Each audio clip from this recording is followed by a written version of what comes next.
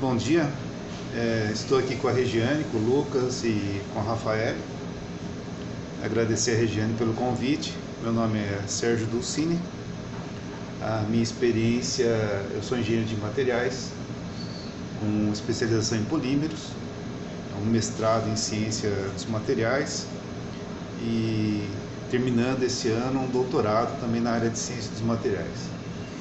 A minha experiência profissional foi a criação de 3 empresas, 2 delas com sucesso, na área de compostos poliméricos. As 2 empresas foram vendidas para empresas americanas.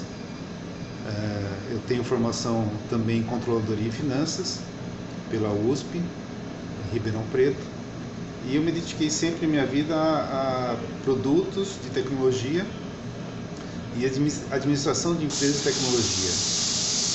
E a ideia hoje é conversar um pouquinho com vocês para que vocês se tornem empreendedores, né? Para que vocês se tornem pessoas que queiram construir uma empresa, construir um negócio, têm ambição para ter um negócio, e passar um pouquinho da minha experiência nesses anos. É mais ou menos uma receita minha. Eu não sou uma pessoa que vai passar agora informações administrativas ou um modelo para vocês, mas é uma receita pessoal que, com o tempo, com os livros e com a minha experiência, eu fui vivenciando. Então a gente pode começar com uma frase do Richard Barker, que não há como ensinar certas habilidades em sala de aula, é preciso aprender com a experiência. Isso é a mais pura verdade. Se você não for a campo, se você não enfrentar, você não conseguirá resolver os problemas. Então a ideia é conversar sobre o estado de espírito, sobre a visão, como você se enxerga. Se você não tiver um autoconhecimento, você não vai resolver os problemas. E a principal ação do executivo é entender que ele é mutável. Uma empresa é uma organização viva e ele tem que se mudar com o tempo. Isso daí é uma função da necessidade. Essa necessidade normalmente vem de causas desconhecidas. Ela muda com o tempo. E a pergunta é: vou conseguir mudar? Eu tenho como construir meu perfil de sucesso? Quanto mais sucesso você tem, principalmente no começo, se você tem uma atividade que vai... a expectativa do mercado é boa e você consegue corresponder a isso, mais difícil é a mudança com o tempo. E quando você solidifica essa estratégia no tempo, você tem muitas chances de cometer atrasos, gera insegurança, gera erros na formação da equipe. E dessa forma você acaba contratando gente, montando uma equipe que se pareça com você no processo de espelhamento. Isso acaba cometendo mais erros ainda. Então a força motriz é a mudança. É como o mercado enxerga. Se você se reorganiza, você consegue sucesso. Se você não se reorganiza, você vai para o fracasso. Isso a gente pode ver tanto numa pessoa que está montando um negócio, quanto numa grande empresa. Se a gente pegar um exemplo da ArcelorMittal, a ArcelorMittal é uma empresa de mineração e aço. Ela é a maior empresa do mundo. E o market capitalization dela, quer dizer, o valor da empresa, agora em outubro de 2019, foi de 13,18 bilhões de dólares. Esse é o valor dela. Bem, todo mundo acha que eles estão bem, né? Líder mundial, um lucro bom. Mas a Apple, no ano passado, teve um lucro de 62,9 bilhões de dólares. Ou seja, a Apple consegue comprar 4 ArcelorMittal. Então a vida da ArcelorMittal não é tranquila. Não existe mercado certo hoje.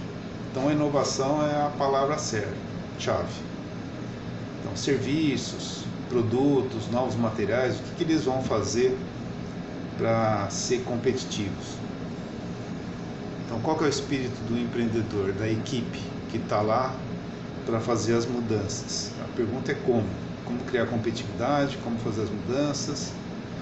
Essa competitividade vem do mercado, as mudanças são internas, políticas internacionais, guerra entre a China e os Estados Unidos, agora a recessão mundial. O que você vai atuar? Quais são os seus problemas macro e micro, em termos de políticas, mudanças? Como as empresas consolidam as inovações. Então, como eu disse, os mercados hoje são incertos. A revista Harvard Business Review tem um bom artigo sobre empresas de inovação na tecnologia. Uma delas é a PARC, da Xerox, e a outra é a W.L. Gore e Associados, na área de materiais. Uma na área de computação, na área de informática, eletrônica, e outra na área de materiais. E o que a gente vê como inovação? Inovação é você pegar uma ideia, às vezes que o outro desenvolveu, e adaptar ela para um mercado que tem receptividade para isso. Então, se a gente pegar um mouse que foi desenvolvido pela PARC, que tinha um custo de $300, Jobs viu que isso era só para especialistas, e o que ele queria, na verdade, era um mouse para que todos pudessem usar, que custasse $10. Então ele pegou o estado da arte, com tecnologias existentes, e desenvolveu um equipamento que pudesse ser usado por todos. Essa foi a inovação dele. Quer dizer, pegar um produto sofisticado como o mouse e querer deixar ele apenas para especialistas, nós estaríamos sofrendo até hoje. Então, empreender é estruturar uma equipe, é ser multidisciplinar, é solucionar problemas, é ter uma visão holística, ter uma imagem completa da empresa, tanto para o mercado e para as obrigações legais, principalmente no Brasil, que nós temos situações únicas em relação ao mundo, quanto para atividades organizacionais. Então tem que ter um espírito investigativo, solucionador, tem que redefinir as metas profissionais e pessoais. Então o que eu quero enfatizar bastante é na pessoa que está por trás do empreendimento. Não adianta falar, olha, para empreender, para inovar, siga esse caminho. O que nós estamos falando você está sonhando sozinho ou está sonhando acompanhado? Você está resolvendo os problemas sozinho ou você está resolvendo o problema com sócios ou com uma boa equipe? Se você está sozinho, é bom porque você tem agilidade, mas se você está sozinho, você tem que ter uma visão completa de tudo que está acontecendo e tomar todas as ações. É muito mais difícil em relação ao tempo que você tem que se dedicar e ao conhecimento que você tem que ter. Se você está com um sócio, isso é bom, mas é preciso saber o que cada um vai fazer. A minha experiência, eu já tive vários sócios que deram certo e sócios que foram muito bons, mesmo tendo pensamentos muito diferentes. Por quê? Porque os sócios têm que se complementar. O vetor final tem que ser sempre para frente, mesmo que os vetores sejam em direções diferentes, mas a resultante tem que ser sempre para frente.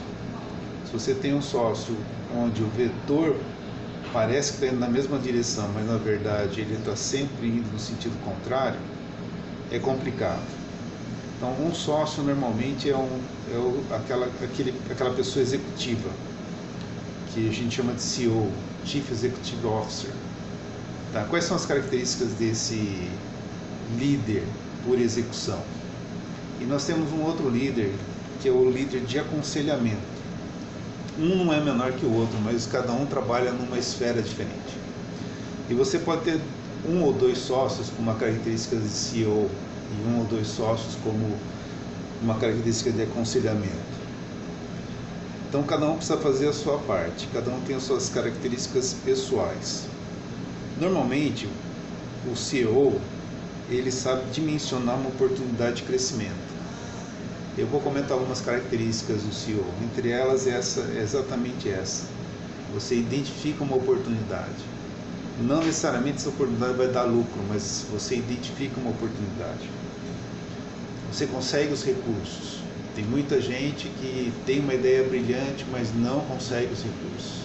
Então o CEO é aquele cara que conhece onde buscar os recursos governamentais, ou de equities, ou de fundos, ou de seed capital, qualquer lugar onde ele tenha certeza que aquela oportunidade vai dar certo, ele consegue convencer alguém a entrar com recursos. E é interessante que no começo, muitas vezes, a família, que a gente chama de 3 Fs, né? Família, os amigos e os touros, né? Family, Friends and Fools, acabam dando dinheiro ou emprestando dinheiro para uma ideia. Mas se você colocar dinheiro nessa ideia, e é como você está enchendo um balão com gás que não é mais leve que o ar. Você vai encher, vai gastar dinheiro, tempo, e ele não vai subir.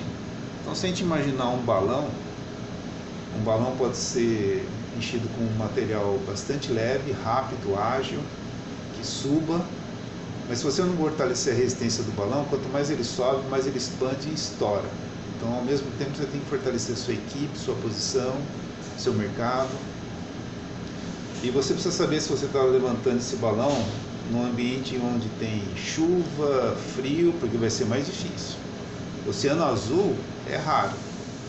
Então a gente não pode pegar um exemplo de uma empresa que tenha tido sucesso e de repente falar, opa, todas as empresas terão sucesso, eu preciso encontrar o meu oceano azul. Não, você tem que colocar a empresa no ar, às vezes em ambientes extremamente diversos como nós estamos tendo hoje. A gente vai comentar um pouquinho sobre os millennials, a geração Y atuando na indústria, né, no comércio, na produção. Então o CEO tem que motivar. Ele tem que motivar os sócios, os colegas e o outro. Ele tem que ter autoconfiança, ele tem que ter resiliência, ele tem que ter a visão holística, ele tem que saber claramente as metas da empresa, o que é importante, ele tem que ter capacidade de convencimento. Eu ajudei a montar uma empresa chamada Mesh, compostos plásticos, e essa empresa foi vendida para uma empresa americana chamada A. Schumann. E o CEO, chairman dessa empresa era o Joseph Tingle. E havia um mantra que todos nós repetíamos como líderes, porque o líder por execução e o líder por aconselhamento não é só a diretoria. Em todos os níveis da empresa você vai encontrar os líderes, você tem que encontrar esses líderes e incentivá-los na sua execução. Então nós tínhamos um mantra de que entre o seu argumento e a minha decisão vale o seu argumento. Então o líder tem que decidir, o CEO tem que tomar a decisão. Ele vai tomar a decisão quando ninguém apresentar argumento suficiente para quebrar a decisão dele. Mas ele tem que mudar a decisão dele quando ele tiver argumentos fortes contrário àquilo que ele estava pensando. E os prazos para execução são importantes. E a estruturação de uma cultura dentro da equipe e da empresa é muito importante. Então, como fazer e quando mudar. Então, tem a habilidade de trazer vários negócios, oportunidades e uma equipe focada. O líder tem que ter essa visão. Ele só vai conseguir fazer isso se ele tiver uma liderança por aconselhamento. É o que complementa o CEO. É o sócio que traz chão ao processo, dá direção ao processo. Ele consegue entender se a oportunidade que o CEO está trazendo é plausível, em termos de custos, margem, lucro, investimentos. Ele põe em prática as estratégias, treinar a equipe, cobrar, evoluir, construir. É o cara que fica fazendo acontecer dentro da organização. É o que dá sustentação para que a empresa vá em frente. Ele motiva cada área, ele conhece os detalhes do processo. Ele conecta as áreas para o sucesso de cada projeto. Eles evitam buracos estruturais. Ambos precisam ter muito claro qual é o modelo de negócio da empresa. Ambos precisam construir um conjunto de visão e valores, regras de projeto da empresa. Então, assim, no começo tudo é muito maravilhoso, mas com o passar do tempo, a atividade de cada um acaba interferindo na atividade do outro. Então é muito fácil que ocorra conflitos. E normalmente aquele que aconselha sente-se muito autorizado a ser o CEO da empresa e começa a ditar regras de direção, de busca de oportunidades. Então isso acaba havendo um conflito entre os sócios. Então essa posição psicológica da empresa, ela é uma questão evolutiva. E se o CEO e os outros chefes operacionais ou de desenvolvimento de produto ou administrativos conseguem entender as mudanças, como o caso da Natura, que é uma empresa que cresceu muito sendo inovadora e agora está num processo de aquisição da Avon, que é um mercado consolidado, mas eles sabem que precisam mudar a filosofia e a cultura com o tempo. Então, quando você não consegue mudar, você tem que trazer gente de fora, como a Microsoft. A Microsoft trouxe o Satya Nadella. Então, aí você vê comentários do tipo, eu li um livro e mudei a Microsoft. Não existe isso, mudar um livro e mudar a Microsoft. O que existe esse cara é CEO da Microsoft porque ele tem o skill dele, porque tem um background, porque ele tem uma filosofia de mudança, ele sabe o que fazer.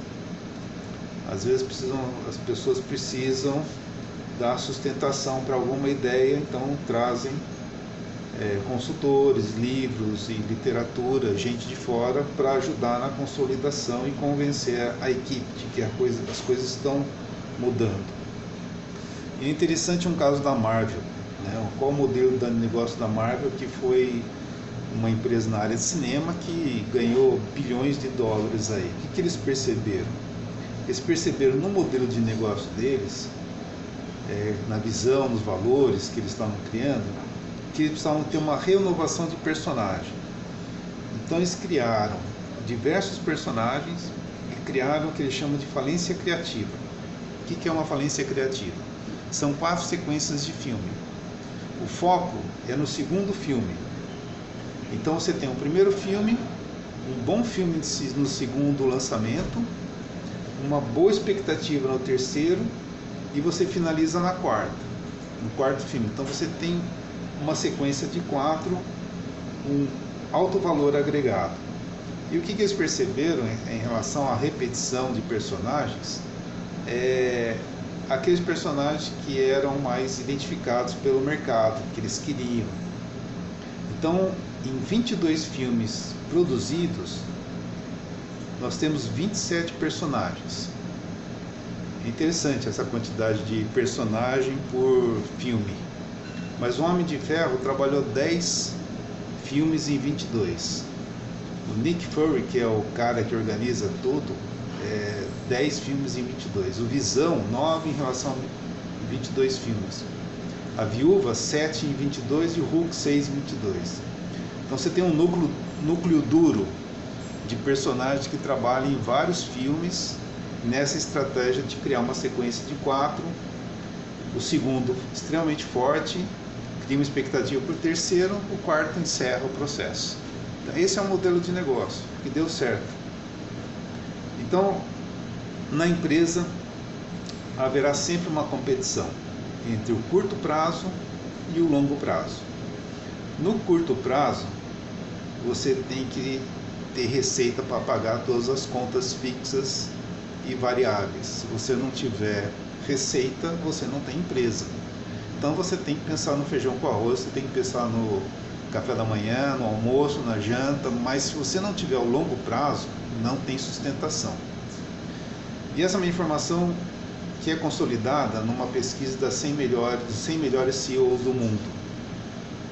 Nessas 100 empresas, a média de idade de permanência de um CEO é de 17 anos, ou seja, todos eles trabalham com projetos de longo prazo. Porque se fosse de curto prazo, seria que nem técnico de futebol. Cada temporada substituía 2, 3 por temporada. Não, eles ficam lá muito tempo, porque eles têm uma ideia de longo prazo, trabalham fortemente no curto prazo, mas eles vão fortalecendo o processo de mudança ou introdução de produto, ou uma mudança de cultura, ou uma penetração no mercado novo. Então, os pontos importantes de um CEO é a volatilidade, os resultados de curto prazo versus longo prazo, a equipe que ele está montando, que ele tem, que ele continua fortalecendo, e em algumas empresas hoje em dia eles trabalham com orçamento zero. O orçamento zero é aquele orçamento, é aquela administração onde cada ano você estrutura um orçamento como se a empresa não existisse. Então você não pega, no ano passado gastamos tanto em compras e agora vamos colocar esse valor para o ano que vem. Então não, espera um pouquinho. O que eu preciso para ter uma estrutura de compras? Então eu redefino minha estrutura de compras a partir do zero e defino o meu orçamento para o ano que vem a partir do zero. Muitas grandes empresas estão trabalhando com um orçamento zero. E quando a gente pensa em equipe, a equipe nós estamos falando principalmente de millennials, que é a geração Y. Essas equipes, elas têm que estar emocionalmente envolvidas, porque se você não conseguir que elas estejam emocionalmente envolvidas, elas não vão criar, elas não vão inovar.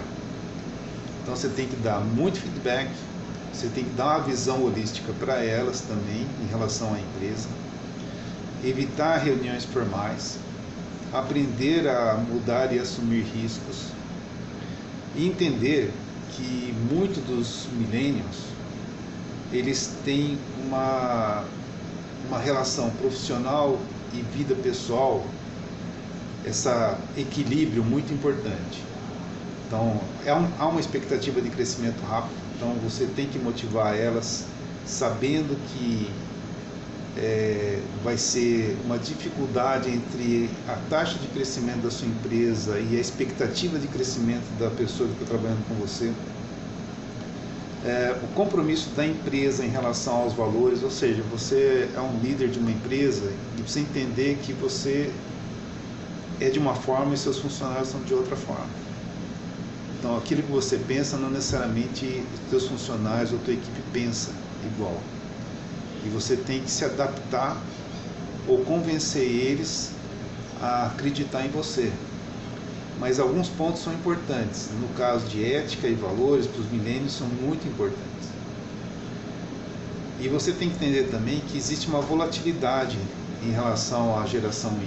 Ou seja, você investe, a equipe é o maior patrimônio de uma empresa, não são as máquinas, mas essa equipe também é volátil. Ela pode te deixar a empresa, depois de tudo que você fez de treinamento, de tudo que você fez de desenvolvimento profissional, porque ele identificou uma melhor oportunidade.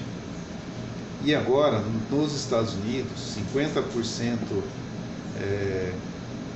da força de trabalho dos milênios mais ricos, que ganham mais de 100 mil dólares, eles estão extremamente preocupados em relação, ok, eu mudo minha filosofia de vida e começo a trabalhar sem satisfação, mas eu estou querendo dinheiro porque eu não quero trabalhar a vida inteira, que existe um medo de que eles tenham que trabalhar além da aposentadoria, ou eu continuo focado numa filosofia de satisfação.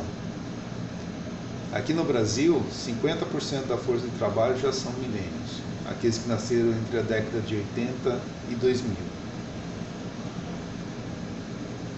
Então a governança é um método para avaliar, medir e analisar com retorno de mercado, custo da sua equipe e como você vai fazer essa equipe se desenvolver. Uma coisa interessante, tem um professor chamado Tal Ben-Shahar, que se denomina como professor da felicidade.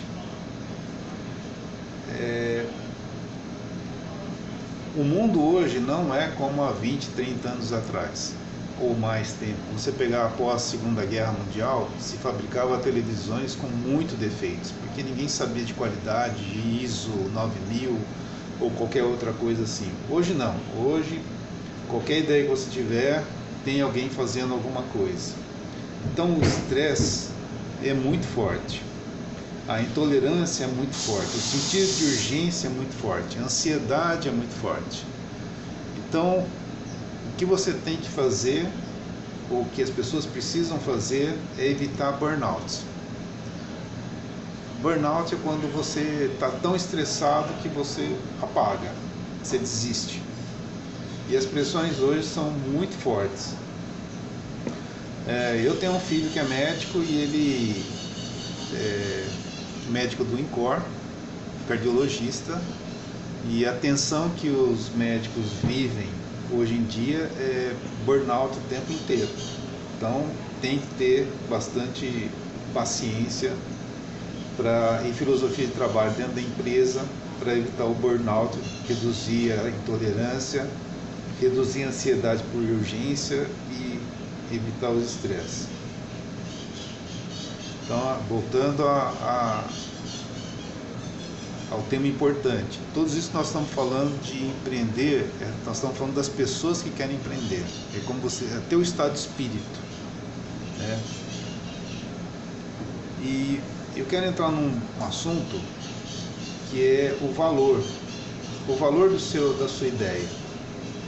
Então, tudo isso nós estamos falando sobre liderança, organização, mas como é que você vai colocar uma ideia para funcionar? Eu gosto muito de usar uma técnica que chama Value Proposition Design. Tem na literatura, é fácil de encontrar esse livro, e ele te ajuda a estudar, a pesquisar, a elaborar uma ideia. Então, o mercado precisa entender o que você está oferecendo. O cliente precisa entender o que você está oferecendo. Qual o valor por trás do seu produto? Então, uma vez que você tenha a ambição e a estrutura para liderar e sabe se organizar, ok, como é que você vai empreender essa sua ideia? Se o cliente ou o mercado perceber que você só está oferecendo preço, o seu caminho vai ser muito difícil. O teu produto tem que ter valor, o teu processo tem valor. Então você tem que identificar como um problema que tem no mercado pode ser resolvido. Você precisa identificar ou perceber qual que é a solução. E você tem que criar uma oportunidade viável. E como você vai vender esse produto e serviço. Então a internet proporciona um excesso de informações. Cliente, concorrente, oportunidade. Então, ao mesmo tempo que você está criando, o teu concorrente também está te olhando. Então, assim, mas sinta-se bastante confortável em conversar suas ideias com o teu networking, sabe? Com a sua rede de conhecimento. Muitas vezes você acha que a sua ideia é tão maravilhosa que todo mundo vai copiar se você falar um pouquinho sobre ela. Ninguém tem tempo. Quem está envolvido em alguma coisa está com 100% do tempo envolvido naquele assunto. Então não tenha medo de conversar sobre o teu produto com o mercado, tá? Com as pessoas. Vá lá, porque se você não tiver retorno, se você não tiver feedback, você não vai conseguir. Você pode até montar a empresa, você pode até montar um negócio, mas ela não vai evoluir. Você tem que ter certeza que teu modelo funciona. Então, assim, para você montar o teu modelo, o importante é você ir para o mercado e entender aonde ele se posiciona. Quer dizer, se ele compra por preço, como eu falei, é muito ruim. Agora, se ele acha que o teu produto é estratégico, mas pode ser trocado, não é bom. Agora, se o seu produto é difícil de ser trocado, mas não é estratégico, também não é bom. O que é bom é você ter uma parceria, onde o teu cliente identifica que é estratégico e difícil de ser trocado. Então, é isso que é importante e que você tem que pensar. Então, existe uma técnica desenvolvida por uma empresa chamada Hatchwaite, que chama Spin Selling. O autor é Neil Hackman. A primeira vez que eu escutei spin, eu até imaginei que era a física quântica na área administrativa, mas não era não. Não tem nada a ver com rotação de elétrons ou prótons. O spin, ele é S-P-I-N, o S é de situation, que você vai criar empatia, você vai ser simpático, você vai ganhar a confiança do teu cliente ou das pessoas com quem você está conversando. Para quê? Para que você tenha uma investigação, que é o problem, é o P de problem. Então você vai investigar. Você vai ter autorização para que você possa perguntar sobre o que ele tem de problemas. Ele vai revelar seus problemas, ou um grupo de pessoas, ou um cliente, ou um mercado, você vai identificar esses problemas. Aí você tem o I de implication, que é demonstração da capacidade. Ou seja, você vai explorar as causas e efeitos do que você está descobrindo, do que você está investigando. E aí você vai ter o need payoff, que é o que? Obtenção de compromisso. Ou seja, aquilo que você está elaborando de inovador, ele atende um problema que o mercado tem ou que um cliente tem, que ele não identificava, e você vai atribuir valor a esse produto ou serviço, e você vai pegar um compromisso do mercado ou do cliente formalizado. Você vai ter um pedido, você vai ter uma troca financeira, você vai dar o teu produto e vai receber recursos para isso. Então eu recomendo muito vocês fazerem uma análise do Value Proposition Design, que você consegue pegar na internet, uma série da Strategizer, que é uma sequência de livros da Business Model Generation. Tá? Então a proposta de valor, quando vocês estão analisando, ele tem uma sequência bastante simples. Você identifica a segmentação de mercado que é para aquela proposta de valor. E como você chega naquele mercado? Qual é o caminho que você vai chegar no mercado? Vai ser vendas online, vai ser vendedor próprio, porta a porta? Que maneira que você vai chegar naquele mercado específico? Você tendo definido o mercado e como você vai chegar, porque você já desenvolveu sua proposta de valor, a gente vai conversar um pouquinho sobre a proposta de valor mais para frente, como desenvolver a proposta de valor, mas você tem a proposta de valor, sabe o segmento de mercado e sabe como chegar, você vai estudar como você vai se relacionar com o cliente. Esse relacionamento vai te levar, se a sua atividade é chave e ela é diferenciada. Então, a tua estratégia é percebida no mercado como uma atividade diferenciada. Se você tem essa estratégia bem definida, você tem como relacionar com ele, você sabe qual o canal e qual o segmento do mercado, você vai atrás de recursos. Porque quem estiver vendo essa estrutura que você montou e acreditou, ele vai querer investir. É muito importante você conseguir recursos de terceiros para investir. E nessa discussão com quem vai investir, ele vai perceber se sua ideia realmente dá lucro. E para que dê lucro, quais são as parcerias que você vai precisar realizar com universidades, fornecedores, com clientes, até mesmo com concorrentes. Então esse caminho é o caminho de você se estruturar para que a sua ideia seja vencedora.